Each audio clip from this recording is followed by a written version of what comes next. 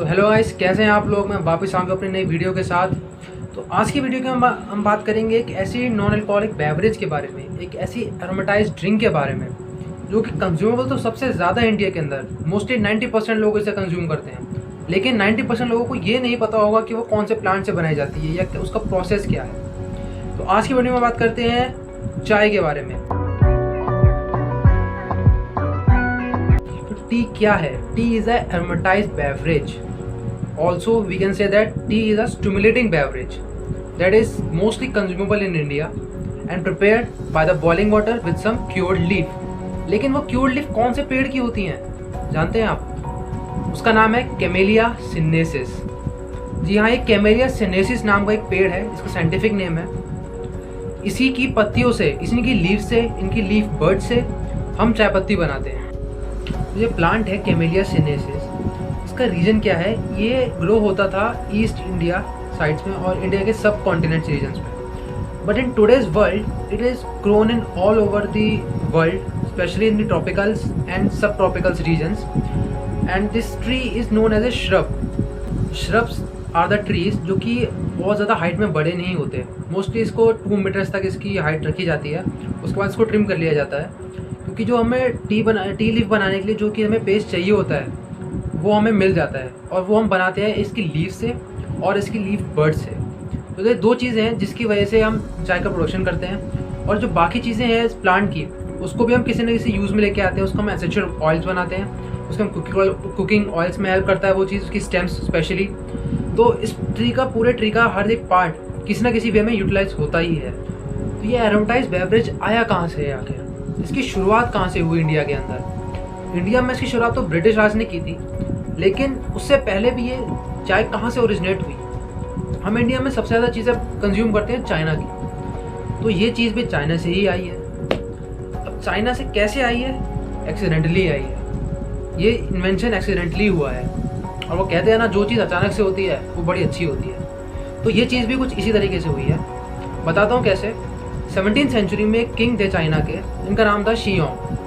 वो एक पेड़ के नीचे आराम कर रहे थे, तो उनका एक कोई सर्वेंट था, वो पानी गर्म कर रहा था उनके पीने के लिए। वो जिस पेड़ के नीचे बैठे थे, उस पेड़ की पत्तियां उस पानी में आके गिर गई।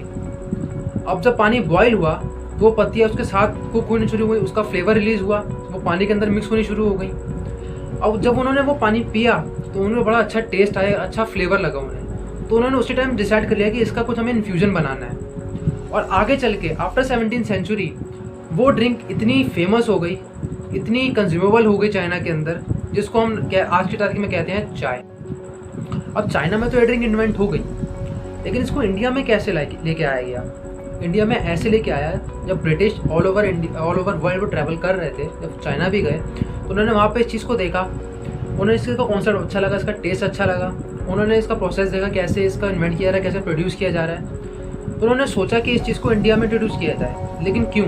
क्योंकि वो अपना कोई काम इंट्रोड्यूस करते तो अपने किसी बिना फ़ायदे के तो करते नहीं थे वो। तो इंट्रोड्यूस इंडिया के अंदर इसलिए किया गया क्योंकि इंडिया की सॉइल बहुत फर्टाइल थी उस प्लांट को ग्रो करने के लिए। तो प्लांट का नाम है कैमेलिया सिनेसिस, जैसे कि मैंने पहले बताया।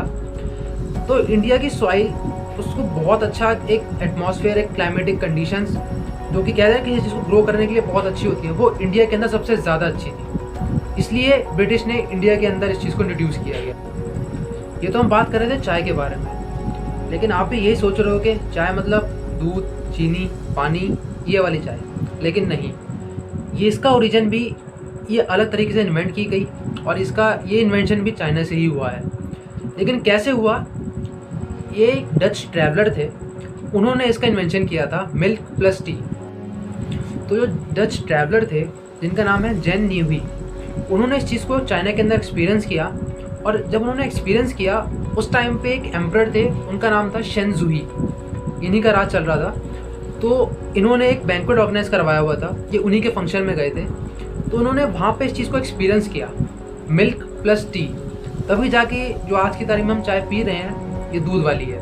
वरना अगर ये इंट्रोड्यूस ना हुई होती तब भी हम कर ही लेते, क्योंकि हम इंडियंस हैं। सो अपार्ट फ्रॉम जोक, जो मिल्क डालने का ट्रेडिशन है ये इसलिए शुरू हुआ क्योंकि उससे पहले ब्लैक टी पी रहे थे। ब्लैक टी के अंदर एक एसिड होता है, उसे कहते हैं ऑक्सैलिक एसिड।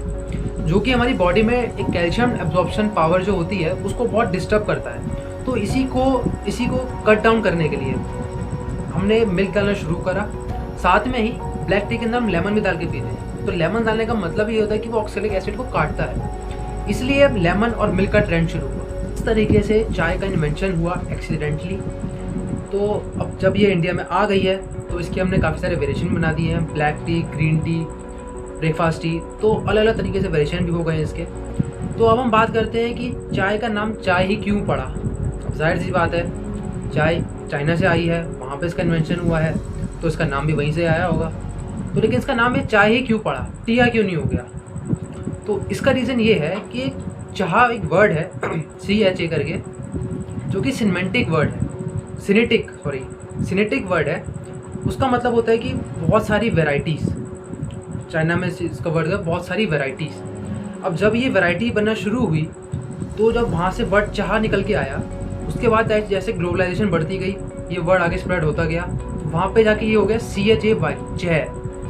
पर्शिया में इसको चह बोला जाता है। तो ऐसे धीरे धीरे करते करते इन्वेंशन करते करते आगे इसका मॉडिफिकेशन होता गया और ये चाह से चाय बन गई। तो आज की वीडियो में बस इतना ही। अगली वीडियो में बात करेंगे इसके प्रोसेस के बारे में कि चाय का प्रोसेस कैसे होता है, इसकी हार्वेस्टिंग कैसे होती है, उसके बाद क्या क्या कौन कौन से स्टेप आते हैं इसकी प्रोड्यूसिंग के अंदर।